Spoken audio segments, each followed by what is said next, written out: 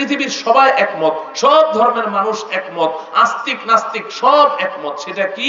সেটা হলো এই পৃথিবীতে আমরা সবাই শান্তি চাই, কেউ অশান্তি চাই না। বলেন এই ব্যাপারে কারো কোনো দ্বিমত আছে? এই মজলিসে কেউ আছে না হুজুর আমি শান্তি চাই না, আমি অশান্তি চাই? কেউ আছে? না। পৃথিবীতে কোনো মানুষ নাই, সবাই বলে আমি শান্তি চাই, শান্তি চাই, শান্তি চাই, কেউ অশান্তি চায় না। এই যে আমি রাস্তা দিয়ে ঢুকলাম, শত শত যুবক যুবতীরা হেঁটে যাচ্ছে, হয়তো গার্মেন্টস কর্মী ওনারা, তো ওনারা যাচ্ছেন, একটা যুবকও কি অশান্তি চায়? একটা যুবতীও কি অশান্তি চায়? না। এই মজলিসে আমরা যারা আছি যুবক ভাইয়েরা কেউ অশান্তি চাই না, সবাই আমরা শান্তি চাই। একজন চোর চুরি করে শান্তির জন্য, একজন ছিনতাইকারী ছিনতাই করে শান্তির জন্য, একজন মদ্যপ মদ পান করে শান্তির জন্য, একজন জেনা ব্যভিচারকারী জেনা করে ও শান্তির জন্য। সবাই পৃথিবীতে শান্তি চায়। একজন সন্ত্রাসী সন্ত্রাসী কর্মকাণ্ড করে শান্তির জন্য, একজন মানুষ আরেকজনকে খুন করে কিসের জন্য? যে ও থাকলে আমার অশান্তি, ওকে দূর করলে আমার শান্তি। ঠিক কিনা বলেন? তাইলে পৃথিবীতে আমরা সবাই শান্তি চাই, কেউ অশান্তি চাই না। কথাটা ঠিক কিনা? আচ্ছা, এবার আপনাদের কাছে আমি একটা প্রশ্ন করি, বলেন তো দিন দিন আমাদের শান্তি বাড়ছে না অশান্তি বাড়ছে? কত আশ্চর্যের বিষয় দেখে, কত আশ্চর্যের বিষয়। কারো কোনো দ্বিমত নাই এই ব্যাপারে, সবাই আমরা শান্তি চাই। আবার সামনে যে ইলেকশন আসছে, মাশাআল্লাহ, যারা নির্বাচন করবেন, নমিনেশন সাবমিট করেছেন, তাদের সবার স্লোগান কি? আমি নির্বাচিত হলে এলাকায় অশান্তি প্রতিষ্ঠা করব। কি? সবার শান্তির স্লোগান যে আমি নির্বাচিত হলে এলাকায় শান্তি বিরাজ করবে। প্রত্যেকটা ব্যক্তি, সংগঠন, দল সবার একই কথা, আমি শান্তি প্রতিষ্ঠা করব। আর আমরাও বলি শান্তি চাই, আপনারা বলছেন না শান্তি নাই, দিন দিন অশান্তি বাড়ছে। এটা একটা আশ্চর্যের বিষয় না? এই পৃথিবীতে আমরা মানুষ আল্লাহ রব্বুল আলামিনের সর্বশ্রেষ্ঠ মাখলুক, আল্লাহ রব্বুল আলামিনের সর্বশ্রেষ্ঠ সৃষ্টি, সবচেয়ে সম্মানিত সৃষ্টি। কোরআনে হাকিমে আল্লাহ রব্বুল আলামিন বলেছেন, ওয়ালাকাদ কাররামনা বানি আদম, আমি বনি আদমকে, আদম সন্তানদেরকে সবচেয়ে সম্মান দিয়ে সৃষ্টি করেছি, সবচেয়ে সম্মানিত করেছি। আদম সন্তান তথা আমি আপনি আল্লাহ পাকের সমস্ত মাখলুকাতের মধ্যে সর্বশ্রেষ্ঠ মাখলুক। আমার প্রিয় ভাইয়েরা বোনেরা, আল্লাহ রব্বুল আলামিন একদিকে যেমন আমাদেরকে সম্মানিত করেছেন, অপরদিকে আমাকে আপনাকে আল্লাহ পাকের কুল মাখলুকাতের মধ্যে, সমস্ত মাখলুকের মধ্যে সবচাইতে সুন্দর করে আমাদেরকে সৃষ্টি করেছেন। মানুষের চেয়ে সুন্দর আল্লাহর কোনো সৃষ্টি নেই, কোনো সৃষ্টি নেই। আল্লাহ পাকের সমস্ত সৃষ্টির মধ্যে সবচাইতে সুন্দর কে? মানুষ। আমরা অনেক সময় কথায় কথায় বলি, কারো সাথে তুলনা দিতে গিয়ে বলি, আরে ওর চেহারাটা চাঁদের মতো সুন্দর। মানে আমাদের ধারণা যে চাঁদ মানুষের চেয়ে বেশি সুন্দর, এজন্য কি বলি? ওর চেহারাটা চাঁদের মতো সুন্দর। আবার কোন সুন্দরী মহিলার চেহারাকে তুলনা দেই, ওর চেহারাটা পরীর মতো সুন্দর। তার মানে আমাদের ধারণা যে পরী আমাদের চেয়ে বেশি সুন্দর। না না না, পরীও মানুষের চেয়ে বেশি সুন্দর না, চাঁদও মানুষের চেয়ে কি নয়? বেশি সুন্দর নয়। মানুষ সবচাইতে সুন্দর, মানুষ সবচাইতে সুন্দর। চাঁদের চেয়েও মানুষ সুন্দর। সুবহানাল্লাহ বলেন। চাঁদের চেয়েও কে সুন্দর? মানুষ সুন্দর। আল্লাহর কোনো মাখলুক নেই মানুষের চেয়ে সুন্দর। আপনারা জানেন এই পৃথিবীতে যত মুসলমান আছে, সমস্ত মুসলমান তারা চারটা মাযহাবকে অনুসরণ করে। তাই না? কয়টা মাযহাব? চারটা। হানাফি, শাফিঈ, মালিকি, হাম্বলি। তাই না? চারটা মাযহাবকে অনুসরণ করে। এই চার মাযহাবের চারজন ইমাম, তার মধ্যে সবচেয়ে বড় ইমামকে ইমাম আবু হানিফা রহমতুল্লাহ আলাই, তাই না? ইমাম আবু হানিফা রহমতুল্লাহ আলাই, ওনাকে ইমামে আজম বলা হয়, সর্বশ্রেষ্ঠ ইমাম। আর আমরা হলাম সেই ইমাম আবু হানিফা রহমতুল্লাহ আলাইহির মাযহাবের অনুসারী, তাই না? এজন্য আমাদেরকে হানাফি বলা হয়। কি বলা হয়? হানাফি বলা হয়। এই ইমাম আবু হানিফা রহমতুল্লাহ আলাইহি, ওনার ছোটবেলার একটা ঘটনা আছে, খুব চমৎকার একটা ঘটনা, যে মানুষ যে সবচেয়ে সুন্দর, মানুষের চেয়ে সুন্দর যে আল্লাহর কোনো মাখলুক নাই, চাঁদের চেয়েও যে মানুষ সুন্দর, এটার উপরে ইমাম আবু হানিফা রহমতুল্লাহ আলাইহির চমৎকার একটা ঘটনা মানাকিবে ইমামে আবি হানিফার মধ্যে উল্লেখ করা হয়েছে। ইমাম আবু হানিফা রহমতুল্লাহ আলাইহি ছাত্র, মাদ্রাসায় পড়ে। একদিন তিনি মাদ্রাসার গেট দিয়ে ঢুকছেন, তো দেখেন যে এক বুড়া চাচা কাঁদতে কাঁদতে বের হচ্ছে, কান্না করতে করতে মাদ্রাসার গেট দিয়ে বের হচ্ছে। আর ইমাম আবু হানিফা উনি ঢুকছেন, ছোট বালক। ইমাম আবু হানিফার আসল নাম হলো নু'মান। কি নাম বলেন তো? নু'মান। নু'মান। আমাদের ইমাম আবু হানিফার আসল নাম কি? নু'মান। তো নু'মান গেট দিয়ে ঢুকছে, আর ওই চাচা কান্না করতে করতে বের হচ্ছে। তো এখন আমাদের দেশে কিন্তু একটা কথা আছে, যেই পাখি বড় হইলে উড়াল দেয়, ও কিন্তু ছোটবেলায় যখন বাসায় থাকে বাচ্চা, তখনই কিন্তু ছটফট করে।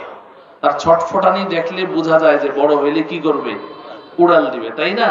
তো ইমাম আবু হানিফা তো বড় হইলে ইমাম আবু হানিফা হবে, গোটা দুনিয়ার ইমাম হবে, ছোটবেলা থেকেই কিন্তু এটা বোঝা গেছে।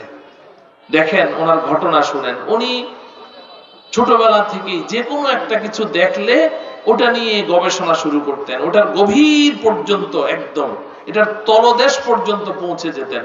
যতক্ষণ পর্যন্ত এটার রহস্য উদ্ঘাটন করতে না পারতেন, অতক্ষণ উনি ছাড়তেন না। ছোটবেলা থেকে ওনার এটা স্বভাব।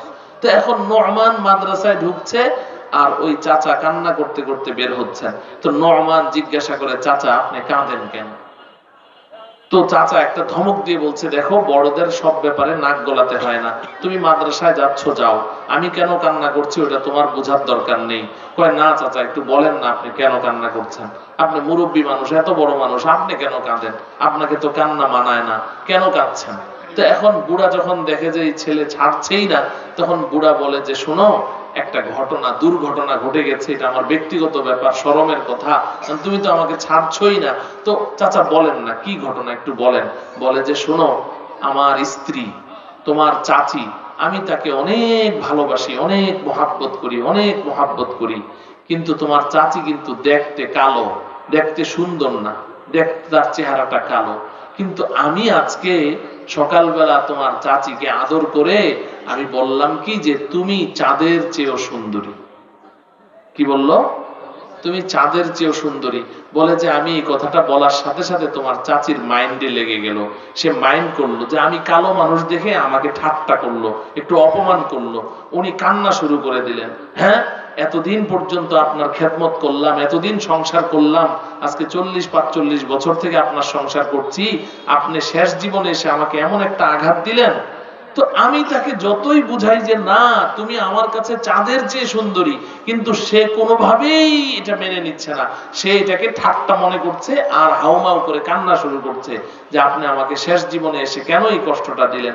তো আমি এক পর্যায়ে বিরক্ত হয়ে আমি বলে ফেললাম যে তুমি যদি চাঁদের চেয়ে সুন্দরী না হও তাহলে তুমি 3 তালাক। এটা মুখ ফসকে বের হয়ে গেল, রাগের মাথায় আমি বলে ফেললাম যে তুমি চাঁদের চেয়ে সুন্দরী না হলে তুমি 3 তালাক। এখন যখন মাথাটা ঠান্ডা হলো, তখন চিন্তা করলাম, হায় রে আমি করলাম নাকি, আমার বউ তো এমনি কালো, ও আবার চাঁদের চেয়ে সুন্দরী হয় কেমনে? তো আমি মাদ্রাসায় এসে তোমার বড় হুজুরের কাছে মাসআলা জিজ্ঞাসা করলাম। তোমার বড় হুজুর সবকিছু শুনে টুনে উনি ফতোয়া দিলেন যে হ্যাঁ আমার বউ তালাক হয়ে গেছে। এই কষ্টটা আমি সহ্য করতে পারছি না, এই জন্য আমি কান্না করছি। তো নু'মান, ইমাম আবু হানিফার আসল নাম কি বলেন? নু'মান। নু'মান এটা শোনার সাথে সাথে বলছে, চাচা আপনার আর কান্না করার দরকার নাই, আপনার বউ কিন্তু তালাক হয় নাই। আপনার বউ কি হয় নাই? তালাক হয় নাই। এখন চাচা কয়, তোমার বড় হুজুর বলছে তালাক হয়ে গেছে, আর তুমি বলছো তালাক হয় নাই। না তালাক হয় নাই, চলেন আপনি আমার সাথে চলেন হুজুরের কাছে। তো এখন মানুষ যদি বিপদে পড়ে, তাইলে কিন্তু একটা দুর্বল জিনিসকেও আঁকড়ে ধরতে চেষ্টা করে যে দেখি বাঁচা যায় কিনা। একটা মানুষ যদি সাগরে পড়ে হাবুডুবু খাইতে থাকে, ডুবতে থাকে, একটা খড়কুটা ভেসে গেলে ওটার একটু ধরে আশ্রয় পাইতে চায়, তাই না?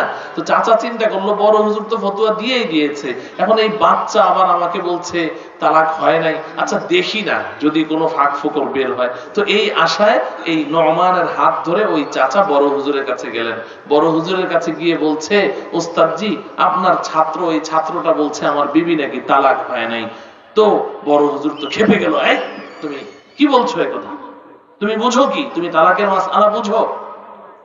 তো নোমান তো এক পায়ে খাড়া, ওস্তাদজি চাচার বউ কিন্তু তালাক হয় নাই। বলে কি দলিল আছে তোমার কাছে তালাক হয় নাই? দলিল কি বলো? তার স্ত্রী একটা কালো কুৎসিত একটা নারী, সে আবার চাঁদের চেয়ে সুন্দরী হয় কিভাবে?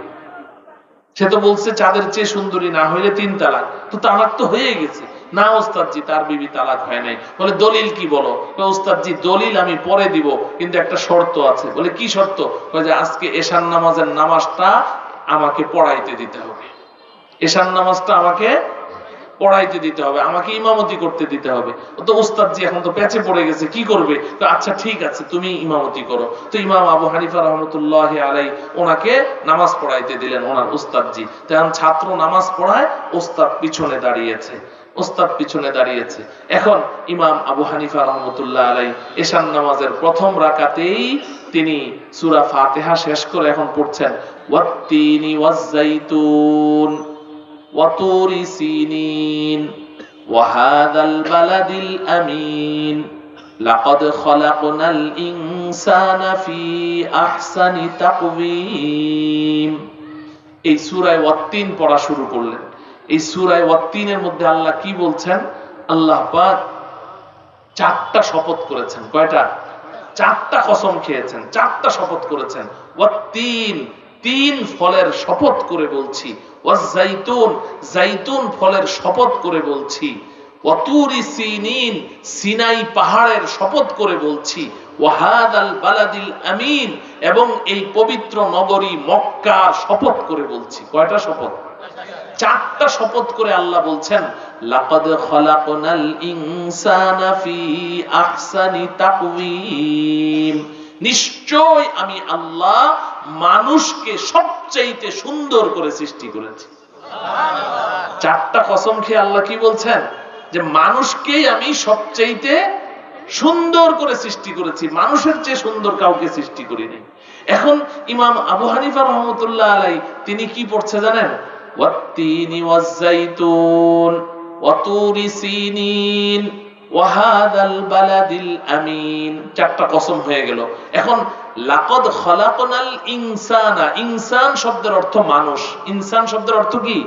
মানুষ। তো আল্লাহ বলছেন লাকাদ খালাকনাল ইনসানা, আমি মানুষকে সৃষ্টি করেছি ফি আহসানি তাকওয়িম, সবচেয়ে সুন্দর রূপ দিয়ে, সবচেয়ে সুন্দর সূরত দিয়ে।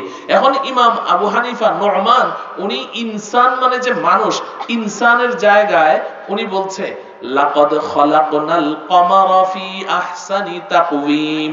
কমার শব্দের অর্থ চাঁদ, কমার শব্দের অর্থ কি? চাঁদ। এখন উনি পড়ছে কি? লাকাদ খালাকনাল কমারা ফি আহসানি তাকওয়িম, মানে কি? আমি চাঁদকে সবচেয়ে সুন্দর করে সৃষ্টি করেছি। তো এখন ইমাম আবু হানিফা যখন বলে লাকাদ খালাকনাল কমারা, চাঁদকে আমি সুন্দর করে সৃষ্টি করেছি, ওস্তাদজি পিছন থেকে বলে ইনসানা। আবু হানিফা বলে কমারা, ওস্তাদজি বলে ইনসানা। ওস্তাদজি বলে মানুষ সবচেয়ে সুন্দর, আর আবু হানিফা কি বলে? চাঁদ সবচেয়ে সুন্দর। তো ইনসানের জায়গায় আবু হানিফা বলে কমারা, ওস্তাদজি পিছন থেকে লোকমা দেয় ইনসানা।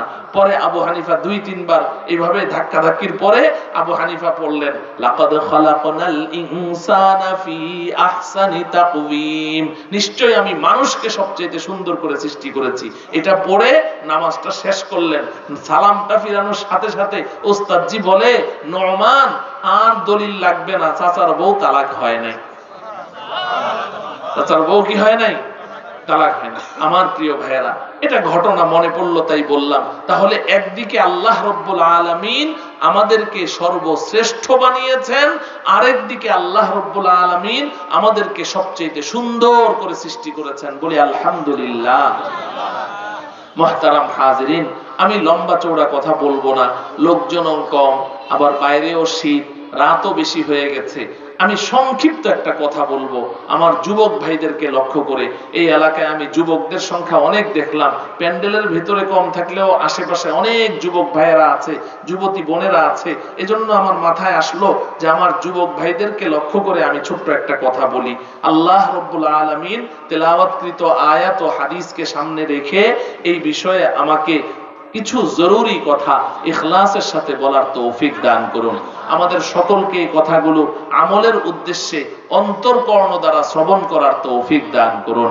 আমার প্রিয় ভাইয়েরা, আমরা যদিও শ্রেষ্ঠ, আমরা যদিও সবচেয়ে সুন্দর, আল্লাহ আমাদেরকে সবচেয়ে সুন্দর করে সৃষ্টি করেছেন, সবচেয়ে শ্রেষ্ঠ করে সৃষ্টি করেছেন, কিন্তু তারপরেও আমাদের মধ্যে কিছু স্বভাব আছে যে স্বভাবগুলো ভালো না। কিছু স্বভাব আছে মালাকুতি, কিছু স্বভাব আছে হায়ওয়ানি, কিছু আছে ফেরেশতা সুলভ স্বভাব, আর কিছু আছে হায়ওয়ান সুলভ স্বভাব। মানুষকে আল্লাহ পাক এই বিপরীতমুখী দুই ধরনের স্বভাব দিয়ে আল্লাহ সৃষ্টি করেছেন। কিছু আছে ফেরেশতা তুল্য স্বভাব আছে আমাদের মধ্যে, আবার কিছু আছে হায়ওয়ান সুলভ স্বভাব। এই যে হায়ওয়ান সুলভ স্বভাব আছে তার মধ্যে একটা হলো যে মানুষ খালি সব ব্যাপারে খালি দ্বিমত পোষণ করে। মানুষ সব ব্যাপারে কি করে? দ্বিমত পোষণ করে, ভিন্ন মত পোষণ করে। ভিন্ন মত পোষণ করতে আমরা খুব পছন্দ করি। অধিকাংশ ব্যাপারেই আমরা একমত হতে জানি না, কোনো ব্যাপারে আমরা একমত হতে চাই না। দেখেন, আমি একটা উদাহরণ দিই আপনাদেরকে। আমাদের সৃষ্টিকর্তা কে? আচ্ছা, এই যে আল্লাহ আমাদেরকে সৃষ্টি করেছেন, এই কথাই কি আমরা সবাই একমত? পৃথিবীর সব মানুষ একমত? হ্যাঁ, পৃথিবীর সব মানুষ একমত? সব মানুষ মানে যে আল্লাহ আমাদেরকে সৃষ্টি করেছেন, এটা মানে না। একদল আছে তারা বলে যে সৃষ্টিকর্তা বলতে কেউ নাই। নাউজুবিল্লাহ বলে, সৃষ্টিকর্তা বলতে কেউ নাই, এদেরকে বলে নাস্তিক। এদেরকে কি বলে? আর যারা বলে সৃষ্টিকর্তা বলে আছে তাদেরকে বলে আস্তিক। যারা সৃষ্টিকর্তাকে স্বীকার করে যে আমাদের স্রষ্টা বলে কেউ আছেন, এদেরকে বলে আস্তিক। আর যারা বলে সৃষ্টিকর্তা বলে কেউ নেই, এদেরকে কি বলে? নাস্তিক। তাইলে সৃষ্টিকর্তা আছে না নাই এটা নিয়েই কিন্তু দুই দল হয়ে গেল, ঠিক কিনা বলেন? আমাদের স্রষ্টা কেউ আছে না নাই এটা নিয়ে দুই দল হয়ে গেল।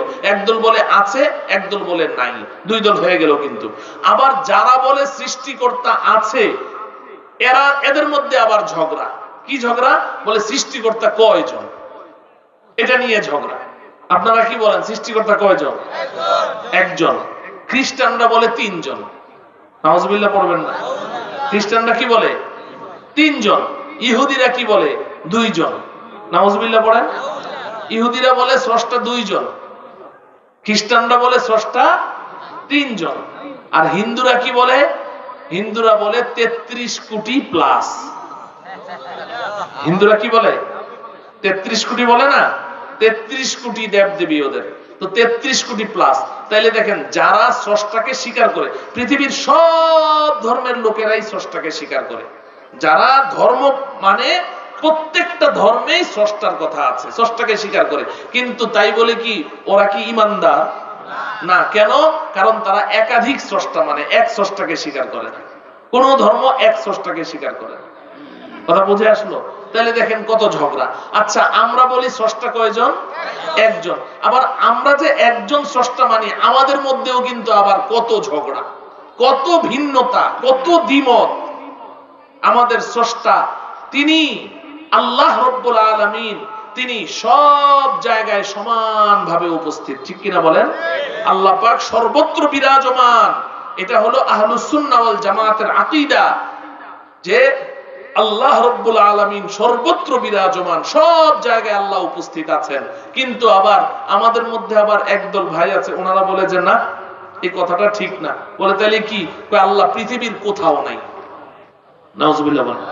আল্লাহ পৃথিবীর কোথাও নাই। বলে কোথায় আছে? আল্লাহ শুধু আরশে আছে। আল্লাহ শুধু আরশে আছে, পৃথিবীর কোথাও আল্লাহ নাই। এই কথা বলে আমাদের মধ্যে একদল ভাই, নিজেদেরকে ওনারা আহলে হাদিস বলে পরিচয় দেয়। ওনারা এটা মানতে রাজি না যে আল্লাহ সব জায়গায় আছে সমানভাবে। আপনাদের কি বিশ্বাস আল্লাহ তাআলা সব জায়গায় আছে না নাই? কোরআনে কারীমে আল্লাহ পাক বলছেন, আল্লাহ কোরআনে জায়গায় জায়গায় বলেছেন, ওয়া হুয়া মাআকুম আইনামা কুনতুম। এ আমার বান্দা বান্দীরা, তুমি যেখানে আছো আমি আল্লাহ সেখানেই আছি। ওয়া হুয়া মাআকুম আইনামা কুনতুম।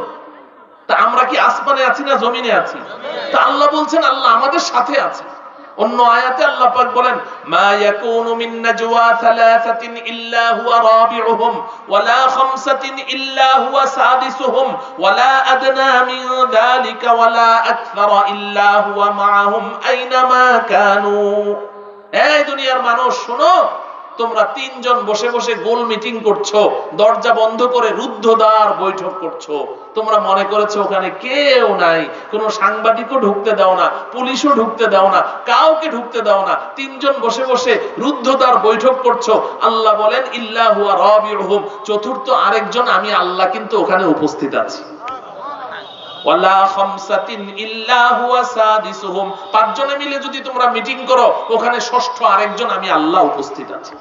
অন্য আয়াতে আল্লাহ পাক বলছেন ওয়া নাহনু আকরাবু ইলাইহি মিন হাবলিল ওয়ারিদ। আল্লাহ বলেন এই আমার বান্দা, এই আমার বান্দি, আমি তোর কত কাছে জানিস? তোর যে হাবলুল ওয়ারিদ আছে, চিকিৎসা বিজ্ঞানের মতে হাবলুল ওয়ারিদ বলা হয় আমাদের প্রত্যেকের হাড়ের সাথে সংযুক্ত যে সমস্ত রগগুলো আছে এগুলোকে হাবলুল ওয়ারিদ বলা হয়। এই হাড়ের সাথে রিলেটেড যে রগগুলো আছে আল্লাহ বলেন তোমার ওই রগগুলোর চেয়ে আমি আল্লাহ তোমার আরো নিকটে আছি। তো তাইলে দেখেন আমরা বলি আল্লাহ পাক সর্বত্র বিরাজমান, সব জায়গায় আছেন, কিন্তু আবার আমাদের একদল ভাই বলে যে না আল্লাহ দুনিয়াতে কোথাও নাই, আল্লাহ শুধু আরশের মধ্যে আছে। তাইলে দ্বিমত হইল কি হইল না? ঝগড়া হইল কি হইল না? আচ্ছা ঠিক আছে, আল্লাহ রাব্বুল আলামিন আমাদেরকে যত বিধান দিয়েছেন তার মধ্যে সবচেয়ে গুরুত্বপূর্ণ ইবাদতের নাম কি? নামাজ। বলেন কি? নামাজ। নামাজ কয় ওয়াক্ত? বলেন কয় ওয়াক্ত? 5 ওয়াক্ত। কিন্তু আমি যেখানে থাকি গাবতলী মাজার রোডে, আমার মসজিদ থেকে মাত্র 1 কিলোমিটার ফাঁকে এক ভদ্রলোক থাকেন, ওনার নাম হলো তহা বিন হাবিব। উনি বলেন নামাজ 3 ওয়াক্ত। কি বলে? নামাজ 3 ওয়াক্ত। কয় যে 5 ওয়াক্ত নামাজ কোথাও নাই কোরআন শরীফে। এখন উনি নিজেও 3 ওয়াক্ত পড়ে, আবার ওনার অনুসারী আছে অনেক, এরাও কয় ওয়াক্ত পড়ে? 3 ওয়াক্ত। আপনাদের গাজীপুরেও কিন্তু আছে। আরে এটা তো কি না, এটা কি গাজীপুরের মধ্যে পড়েছে? এটা কোন জায়গা? ও সাভার আশুলিয়া, এই এলাকার আশেপাশে কিছু লোক আছে ওনার অনুসারী আছে, এরাও কয় নামাজ 3 ওয়াক্ত। আছে না নাই? দেখেন ঝগড়া কত। কয় যে কোরআন শরীফের মধ্যে তিন ওয়াক্তের কথা আছে, মিন ক্বাবলি সালাতিল ফাজরি ওয়া হিনা তাদউনা সিয়াবাকুম মিনাজ যাহিরাতি ওয়া মিন বাদি সালাতিল ইশা।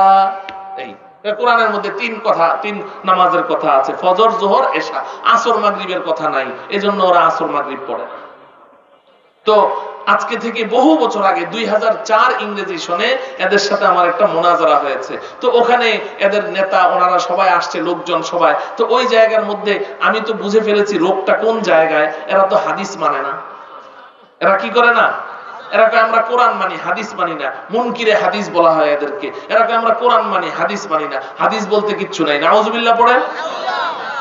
ও ভাই, আপনি যদি বলেন আমি হাদিস মানি না, হাদিস কার কথা? রাসূলের কথা। বলেন না হাদিস কার কথা? রাসূলের কথা।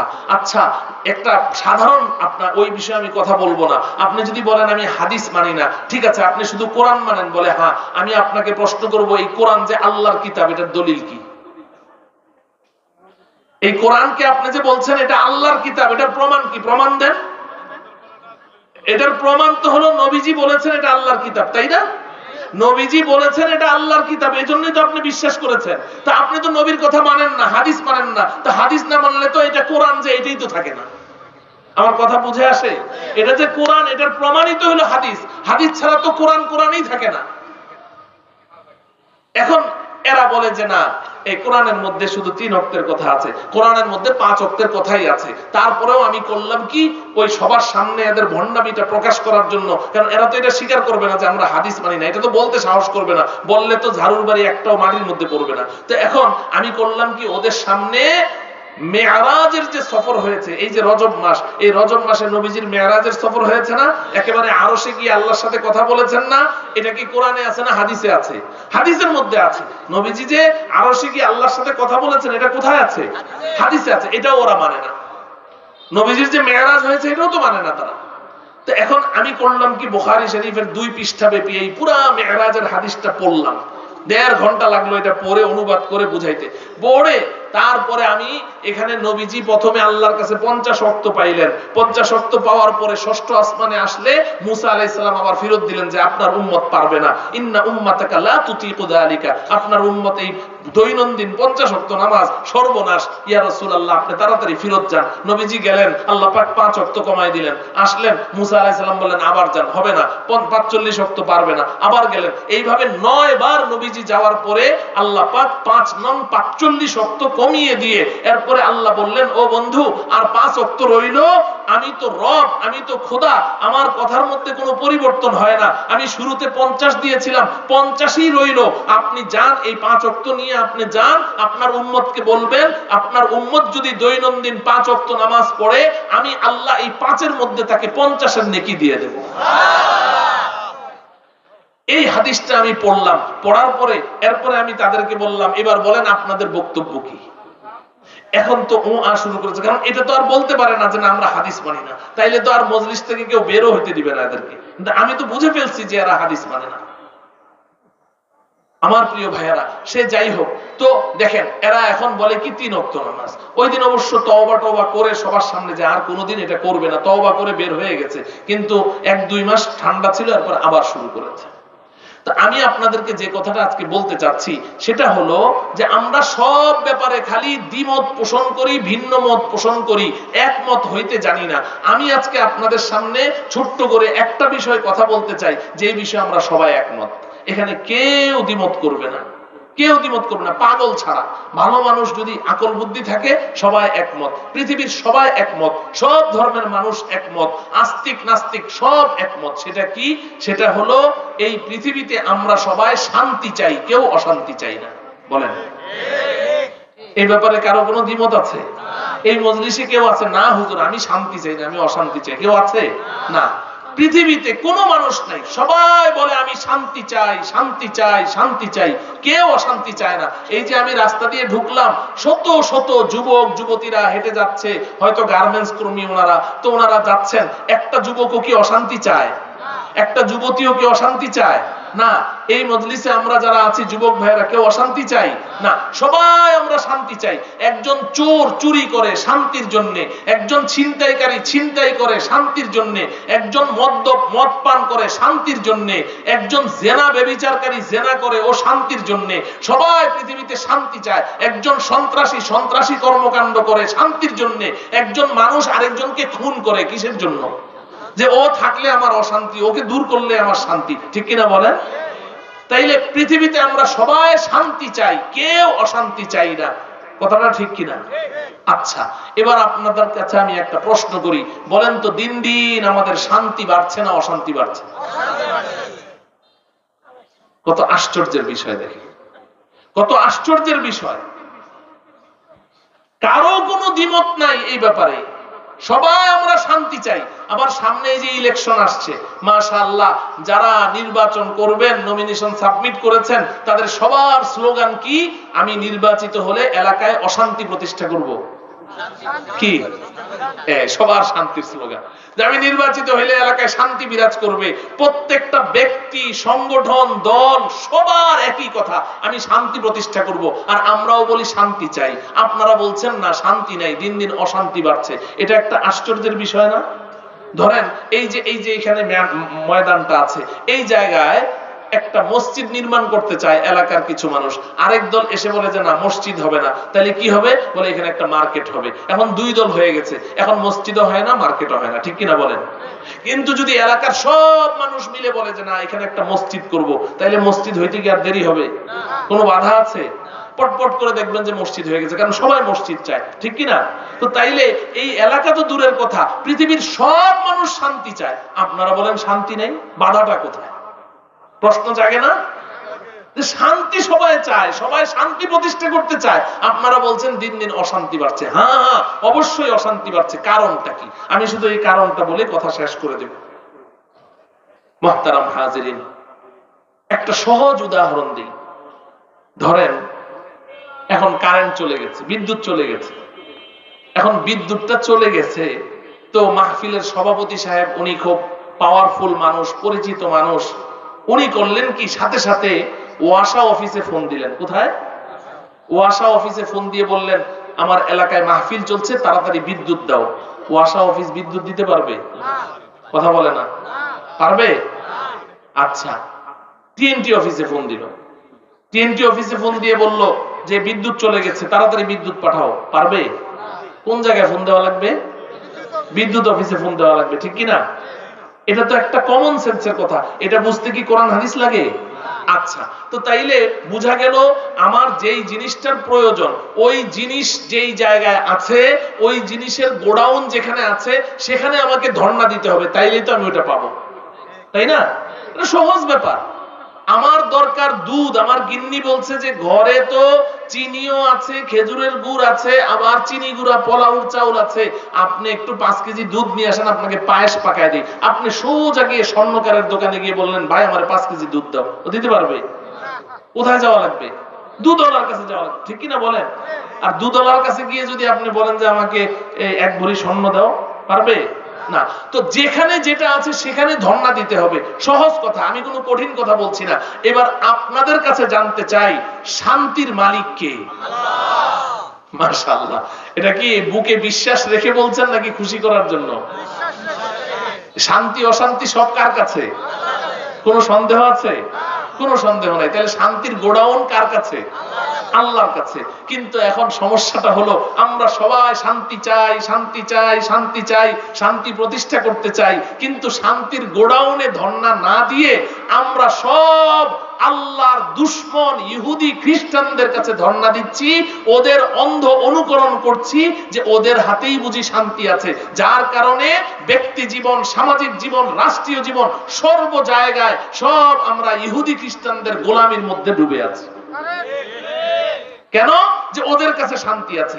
আমি কোন সরকার আসে এসে আমেরিকার গোলামি করে, কোন সরকার আসে তো ইন্ডিয়ার গোলামি করে, কোন সরকার আসে তো চীনের সাথে যোগাযোগ করে। কারণ কি? বলে আমার শান্তির জন্য চীনের সাথে যোগাযোগ রাখতে হবে, আমার শান্তির জন্য আমেরিকার সাথে যোগাযোগ রাখতে হবে, আমি শান্তি পেতে হলে ইন্ডিয়ার সাথে যোগাযোগ রাখতে হবে। সে মনে করছে যে ইন্ডিয়া তাকে শান্তি দিবে, সে মনে করছে আমেরিকা তাকে শান্তি দিবে, সে মনে করছে চীন তাকে শান্তি দিবে। কিন্তু আল্লাহ যে শান্তি দেয় এই কথা তো মুখে আমরা সবাই বললাম, কিন্তু আল্লাহর কাছে কেউ ধন্যা দেয় না।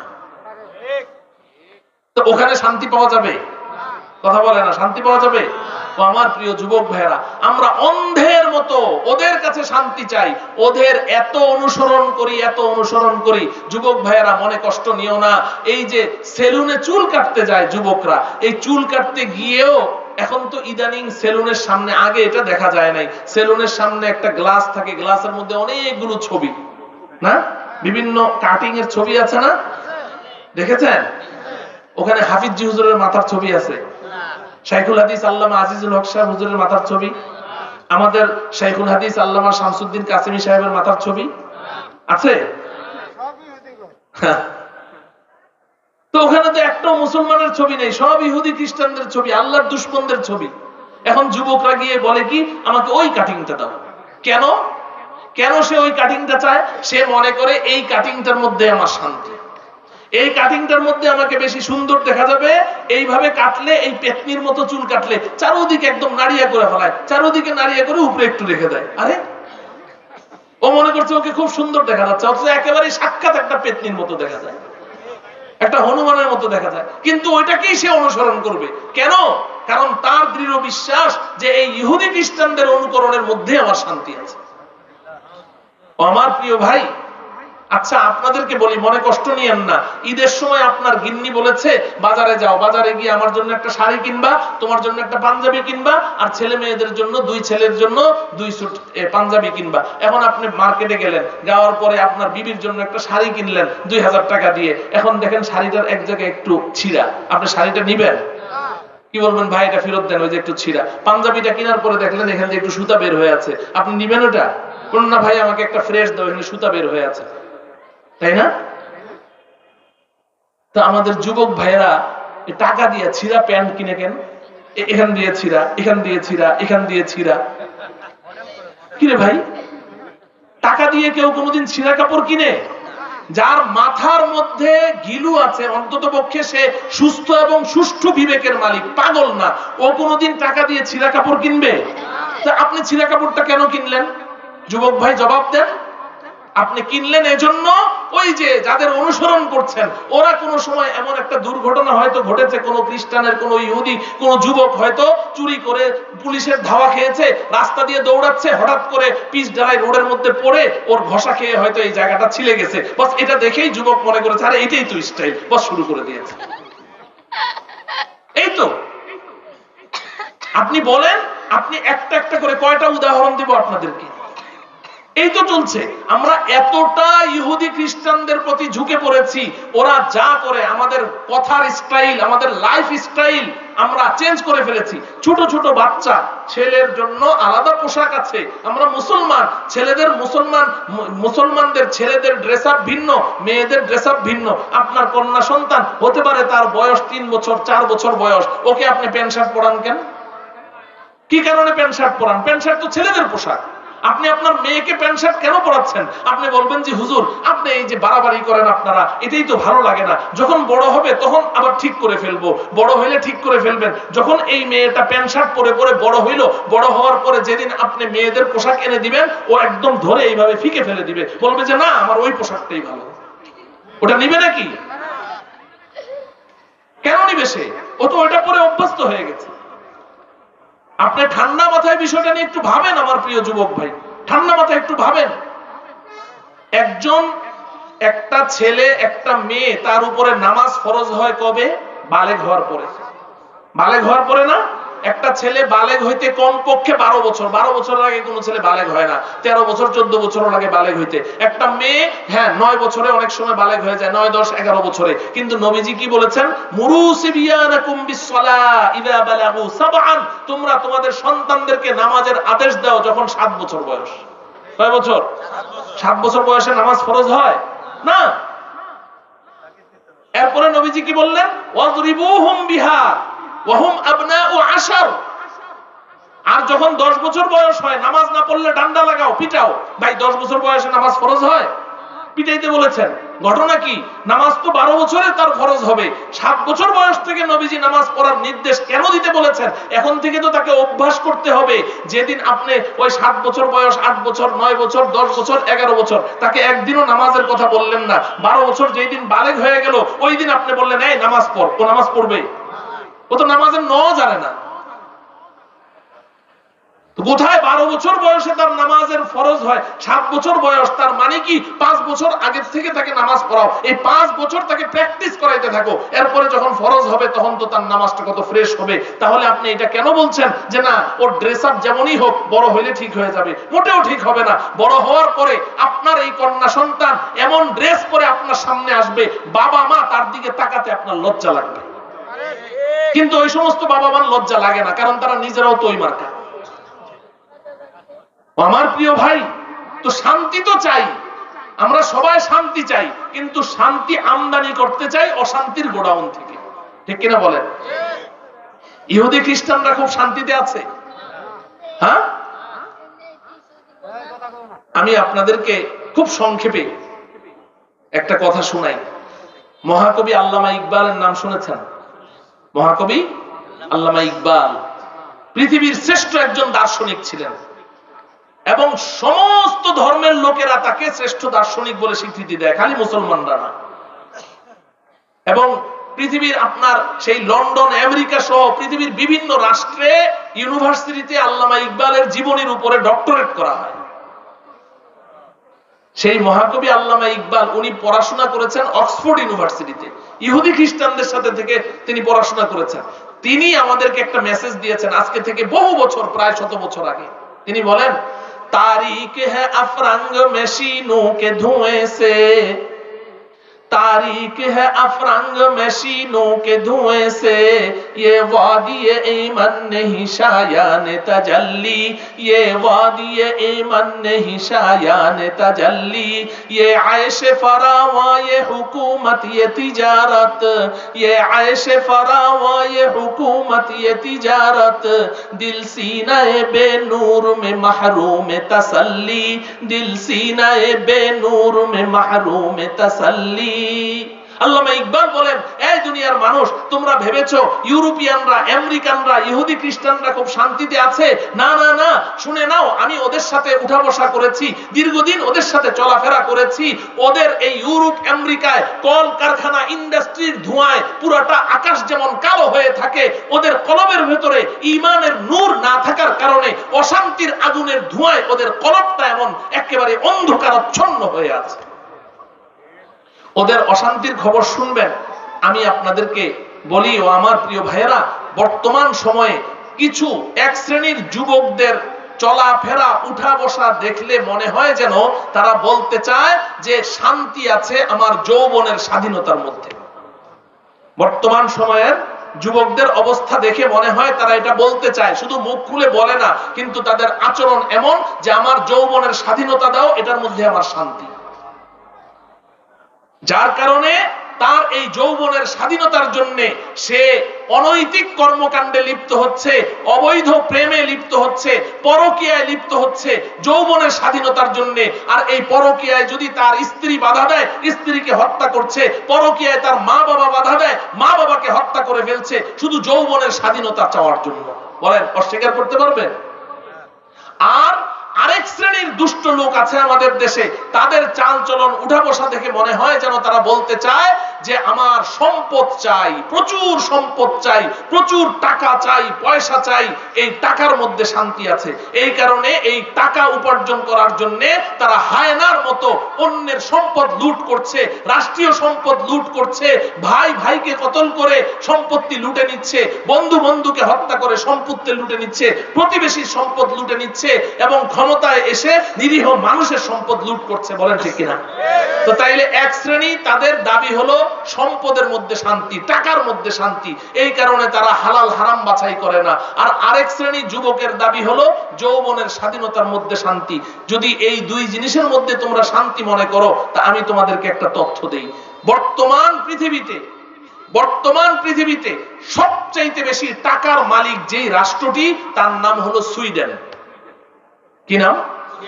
সুইডেনের হাতে এই পরিমাণ টাকা, ওরা যদি এখন সব রকমের আমদানি, এক্সপোর্ট, ইম্পোর্ট সহ কলকারখানা, ইন্ডাস্ট্রি সব বন্ধ করে খালি ঘরে বসে বসে ঘুমায় আর খায়, আগামী 10 বছর পার হয়ে যাবে, ওদের টাকা শেষ হবে।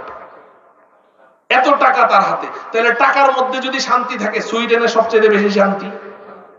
এবং সুইডেন এমন একটা অথর্ব রাষ্ট্র যে জাতীয় সংসদ ভবনে সমস্ত মন্ত্রী, মিনিস্টার এবং ক্যাবিনেট সদস্য যারা আছে সবাই হাততালির মাধ্যমে সুইডেনে ফ্রি সেক্সকে বৈধ ঘোষণা করেছে। নাউজুবিল্লাহ বলে। যুবক যুবতীরা যেখানে খুশি হাটে বাজারে, পথে ঘাটে, রাজপথে, বাজারে, যেই জায়গায়, মাঠে ঘাটে, মানুষের সামনে, লোক সমাগমের সামনে যুবক যুবতী তারা যৌন আচরণ করবে, কেউ বাধা দিতে পারবে না। নাউজুবিল্লাহ বলে। ও আমার প্রিয় ভাইয়েরা, ও আমার প্রিয় যুবক ভাই, যদি সম্পদের মধ্যে শান্তি থাকে, সুইডেনে সবচেয়ে বেশি শান্তি, কারণ ওদের সম্পদ সবচেয়ে বেশি। যদি যৌবনের স্বাধীনতার মধ্যে শান্তি থাকে, সুইডেনে সবচেয়ে বেশি শান্তি, কারণ ওখানে যৌবনের সবচেয়ে বেশি স্বাধীনতা। কিন্তু আমি আজকে তোমাদেরকে একটা তথ্য দিয়ে যাই, কালকে যাচাই করে দেখবে, পৃথিবীর মধ্যে সবচাইতে বেশি আত্মহত্যা করে সুইডেনের যুবকেরা। সবচেয়ে বেশি আত্মহত্যা করে কারা? সুইডেনের যুবক যুবতীরা সবচেয়ে বেশি আত্মহত্যা করে। যাচাই করে দেখেন, এখন তো জানা খুব সহজ। আমি আপনাদের কাছে প্রশ্ন রাখতে চাই, আত্মহত্যা মানুষ করে সুখে থাকলে না দুঃখে থাকলে? হ্যাঁ? তাহলে ওদের মধ্যে শান্তি বেশি না অশান্তি বেশি? পৃথিবীর মধ্যে সবচেয়ে বেশি অশান্তি পৃথিবীর মধ্যে, এজন্য সবচেয়ে বেশি আত্মহত্যা করে, ঠিক কিনা? তাইলে বোঝা গেল এগুলোর মধ্যে কোনো শান্তি নাই। ও আমার প্রিয় বন্ধু, ও আমার প্রিয় যুবক ভাই, ও আমার বোন, ও আমার মা, এগুলোর মধ্যে কোনো শান্তি নাই। না ইহুদি খ্রিস্টানদের অনুসরণের মধ্যে শান্তি, ওরা তো আল্লাহর দুশমন। আপনারাই বললেন শান্তি আল্লাহর হাতে, শান্তি অশান্তির মালিক আল্লাহ, তো আল্লাহর হাতে শান্তি। আপনি আল্লাহর দুশমনদের কাছে শান্তি চাইতে যান, আপনি একটা পাগল। আপনি যদি মনে করেন টাকা পয়সার মধ্যে শান্তি, যৌবনের স্বাধীনতার মধ্যে শান্তি, আমি তো দেখালাম যে এটার মধ্যেও শান্তি নাই। তাহলে প্রশ্ন হলো শান্তি আছে কোথায়? শান্তি কোথায় আছে? আমি শুধু এই সন্ধানটুকু দিয়ে আমার কথা শেষ করছি। আল্লাহ রাব্বুল আলামিন শান্তির সন্ধান দিয়েছেন। আমি একটা আয়াত আপনাদের সামনে তেলাওয়াত করেছি, এই আয়াতের অনুবাদটা করেই কথা শেষ করে দিব। এর আগে আমি জানতে চাই, আল্লাহ পাক শান্তির যেই পথটা দেখিয়েছেন, আমরা সবাইকে ওই পথে হাঁটতে রাজি আছি তো ইনশাআল্লাহ? কারা কারা রাজি আছে হাত উঠাই। হে আল্লাহ, আপনি আপনার প্রদর্শিত শান্তির পথে আমাদেরকে চলার তৌফিক দান করেন। হাত নামান। আল্লাহ পাক বলেন, মান আমিলা সালিহাম মিন যাকারিন আও উনসা ওয়া হুয়া মুমিন ফালানুহয়িয়ান্নাহু হায়াতান তাইয়্যিবাহ ওয়া লানাজজিয়ান্নাহুম আজরাহুম বিআহসানি মা কানু ইয়ামালুন। আল্লাহ রাব্বুল আলামিন বলেন, এই দুনিয়ার মানুষ, তুমি পুরুষ হও আর মহিলা হও, মিন যাকারিন আও উনসা। আল্লাহ বলছেন তুমি পুরুষ হও আর মহিলা হও, যুবক হও আর যুবতী হও, তুমি দুইটা কাজ করো, আমি আল্লাহ তোমার সাথে দুইটা ওয়াদা করলাম। সুবহানাল্লাহ বলেন। আমাদেরকে কয় কাজ করতে বলেছেন? দুই কাজ। বলেন কয় কাজ? দুই কাজ। আল্লাহর ওয়াদা কয়টা? দুইটা। আল্লাহ পাক ওয়াদা ভঙ্গ করেন? কোনো সম্ভাবনা আছে কি? না, আল্লাহ ওয়াদা ভঙ্গ করার কোনো সম্ভাবনা নাই। আল্লাহ বলেন, বান্দা তুমি পুরুষ হও আর মহিলা হও, কাজ করবে কয়টা? দুইটা। এক নাম্বার, মান আমিলা সালিহা, তুমি আমলে সালেহ করবে। কি করবে? আমলে সালেহ। আমার সাথে শব্দটা বলেন, আমলে সালেহ। কি করবে? কি করবে? আমলে সালেহ করবে। আর দুই নাম্বার হলো ঈমানের সাথে করবে। কিসের সাথে করবে?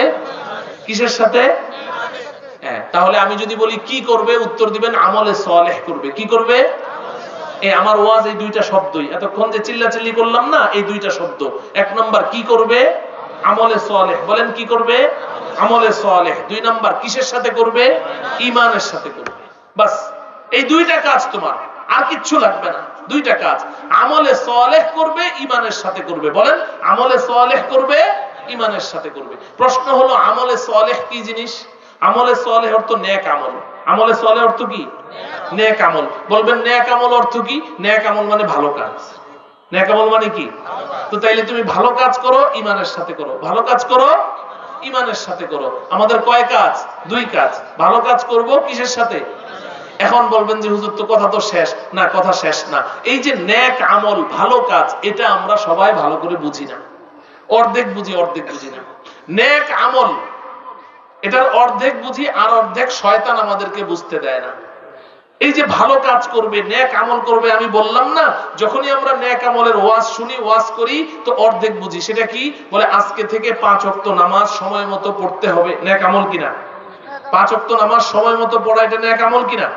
তো আজকে থেকে 5 ওয়াক্ত নামাজ সময় মতো পড়তে হবে।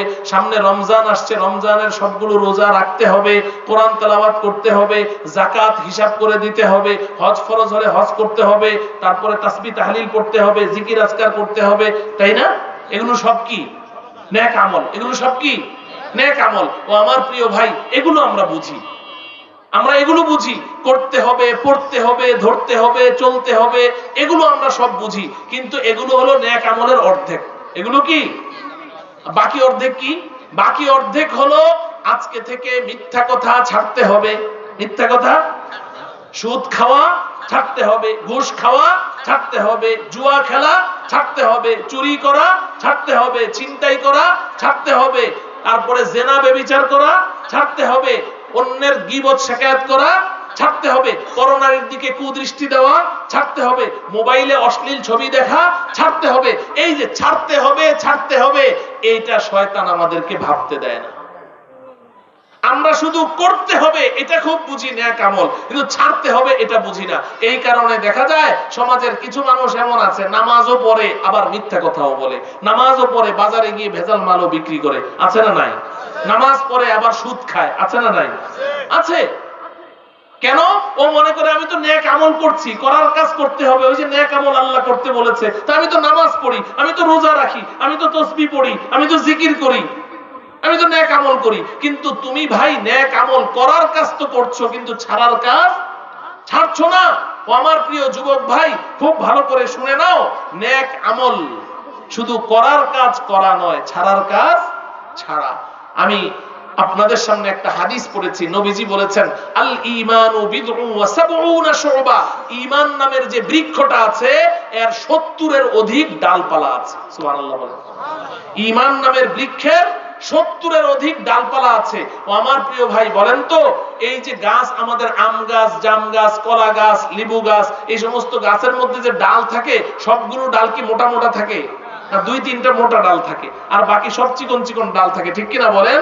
ঈমান নামের বৃক্ষের নবীজি বলেছেন 70টার অধিক ডালপালা, কিন্তু সব মোটা ডাল না, মোটা ডাল মাত্র 2টা। মোটা ডাল মাত্র কয়টা? খুব ভালো করে বুঝেন, ঈমান নামের বৃক্ষের মোটা ডাল মাত্র 2টা।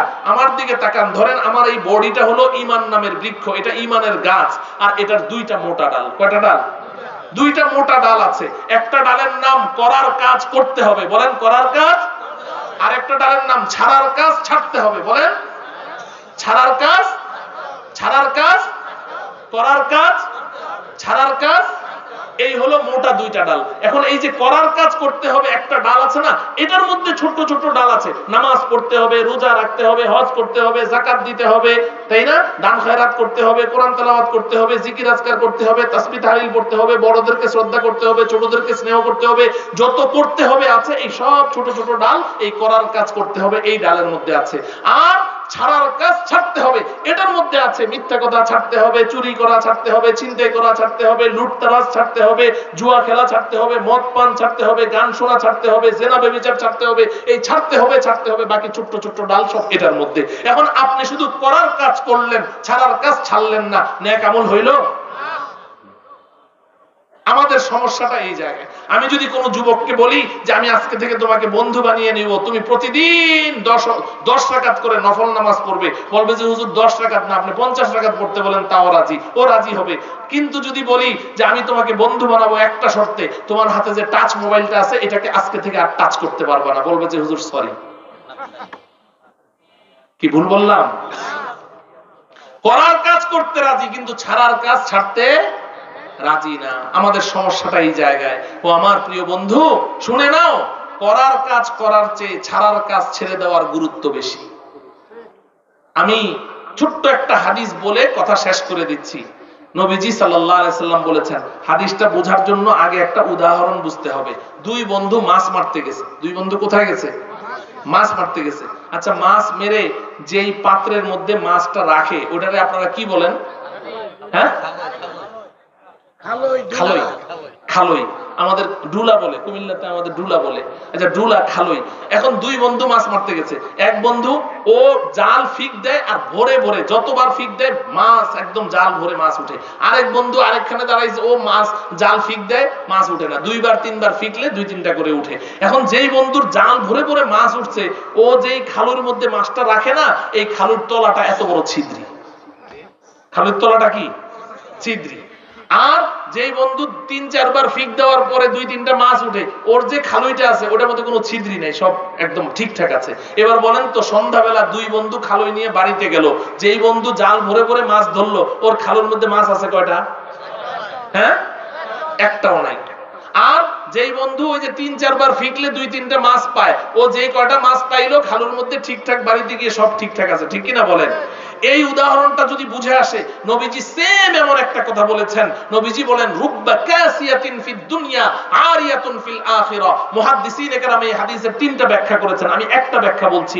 নবীজি বলেন, রুব্বা কাসিয়াতিন ফিদ দুনিয়া আই আমিলাতিন ফিদ দুনিয়া আরিয়াতুন ফিল আখিরা আই খালিয়াতুন আনিস সাওয়াবি ফিল আখিরা। নবীজি বলেন, এই পৃথিবীতে অনেক নারী, অনেক পুরুষ এমন আছে যারা প্রচুর আমল করে, ফরজ ওয়াজিব সুন্নত তো আছেই, এই সুন্নতের পরে আবার নফল নামাজ পড়ে, নফল রোজা রাখে, কোরআন তেলাওয়াত করে, দান খয়রাত করে, প্রচুর আমল করে, কিন্তু আরিয়াতুন ফিল আখিরা, হাসরের ময়দানে গিয়ে দেখবে তার নেকির যে খালুইটা আছে ওটা খালি। নাউজুবিল্লাহ বলেন। নেকির খালুই কি? খালি। জিজ্ঞাসা করবে, রব্বুল আলামিন, এত নামাজ পড়লাম, এত রোজা করলাম, এত হজ করলাম, এত আমল করলাম, এত দান খয়রাত করলাম, আমার নেকি কই? ও আমার প্রিয় যুবক ভাই শুনো, ও আমার যুবতী বোন শুনো, আল্লাহ রাব্বুল আলামিন বলবে, রে হতভাগা, রে হতভাগিনী, তুই যে আমল করেছিস, তুই যে এত নামাজ রোজা করেছিস, আমি আল্লাহ অন্ধ না, আমি সব দেখেছি, কিন্তু তুই হতভাগা, তোর তো ওই গুনাহে অভ্যাস ছিল, অমুক অমুক গুনাহটার তোর অভ্যাস ছিল, তোকে উলামায়ে কেরাম যত বুঝিয়েছে, তুই কিন্তু ওই গুনাহটা ছাড়তে পারিসনি, ওই গুনাহটাও করেছিস, নেক আমল তো করেছিস, কিন্তু ওই বদ আমলগুলো তোর ছিল, ওই গুনাহগুলো না ছাড়ার কারণে ওই গুনাহগুলো তোর নেকির খালের তলা ছিদ্রি করে ফেলেছে, তোর নেকি সব পড়ে গেছে। নাউজুবিল্লাহ পড়ে। এজন্য আমার প্রিয় ভাই, আমরা কতটুকু আর নেক আমল করি, কতটুকু আমল করি, কতটুকু ইবাদত করি, যত সামান্য যতটুকু করি, এই নেকিগুলো যদি আপনি ঠিকঠাক আল্লাহর দরবারে পেতে চান, হাসরের ময়দানে পেতে চান, নেকির খালের মধ্যে যদি আপনার নেকিগুলো পেতে চান, এগুলোকে যদি একেবারে হেফাজত করতে চান, তাহলে গুনাহ ছাড়তে হবে। গুনাহ করলে ওই খালের তলা ছিদ্রি হয়ে যাবে। এজন্য আমরা গুনাহ ছাড়বো তো ইনশাআল্লাহ। গুনাহ কে কি কোন গুনার সাথে অভ্যাস আমাদের আছে আমরা খুব ভালো জানি, আমরা খুব ভালো জানি। সমাজ না জানো, আমার বন্ধুরা না জানো, আমার বিবি না জানো, আমার সন্তানরা না জানো, আমি তো জানি। অতএব আজকে আমরা প্রতিজ্ঞা করি যে গুনাহ ছেড়ে দিব, পারবো তো ইনশাআল্লাহ। এবার আল্লাহ বলেন তুমি দুইটা কাজ করো। কয়টা কাজ? দুইটা। নেক আমল করো, কিসের সাথে করো? ঈমানের সাথে। মনে থাকবে তো? আল্লাহর ওয়াদা কয়টা? কয়টা? এক নম্বর ওয়াদা শুনেন, ফালানুহইয়ান্নাহু হায়াতান তাইয়্যিবা। আল্লাহ বলেন, এই বান্দা, এই বান্দি, তুই নেক আমল কর, ঈমানের সাথে কর, দুইটা কাজ কর। আমি আল্লাহ প্রথম ওয়াদা করছি, আমার ওয়াদাটা শুন। তুই তো নেক আমল করেছিস, ঈমানের সাথে করেছিস, পরকালে সুখ শান্তির জন্য, কিন্তু আমি আল্লাহ প্রথম ওয়াদা করছি, আমি তোর দুনিয়ার জীবনটাকে সুখ শান্তি আর ইজ্জত সম্মান দিয়ে ভরপুর করে দেব। শান্তির সন্ধান পাওয়া গেছে? শান্তির সন্ধান পাওয়া গেছে কয় কাজের মধ্যে? দুই কাজ। নেক আমল করব কিসের সাথে? ঈমানের সাথে। দেখবেন সুখ কাকে বলে। ও বন্ধু, করে দেখো, করে দেখো, করে দেখো, এমন সুখ তুমি ঘর থেকে সুখ ফেলে বের করতে পারবে না। এত শান্তি, এত শান্তি। আল্লাহ আমাদেরকে তৌফিক দান করেন। দুই নম্বর ওয়াদা, ওয়ালা নাজজিয়ান্নাহুম আজরাহুম বিআহসানি মা কানু ইয়ামালুন। ও বান্দা, ও বান্দি, এবার আয় হাসরের ময়দানে, আমি আল্লাহর কাছে আয়। তুই যে নেক আমল করেছিস, ঈমানের সাথে করেছিস, কিছু নেকির মালিক তো তুই হয়েছিস। আমি আল্লাহ তোর নেকিগুলোকে বাড়াতে থাকবো, বাড়াতে বাড়াতে বাড়াতে বাড়াতে কোটি কোটি গুণ বৃদ্ধি করে তারপরে তোর হাতে তুলে দেব। আল্লাহ রাব্বুল আলামিন এই কথাগুলোর উপরে খুব গভীরভাবে চিন্তা ভাবনা করে আমাদের ভবিষ্যৎ চলার পথ নির্ধারণ করার তৌফিক দান করুন। ওয়া সাল্লাল্লাহু তাআলা আলা সাইয়্যিদিনা মুহাম্মদ ওয়া আলা আলিহি ওয়া আসহাবিহি আজমাইন। আসসালামু আলাইকুম ওয়া রাহমাতুল্লাহি ওয়া বারাকাতুহু।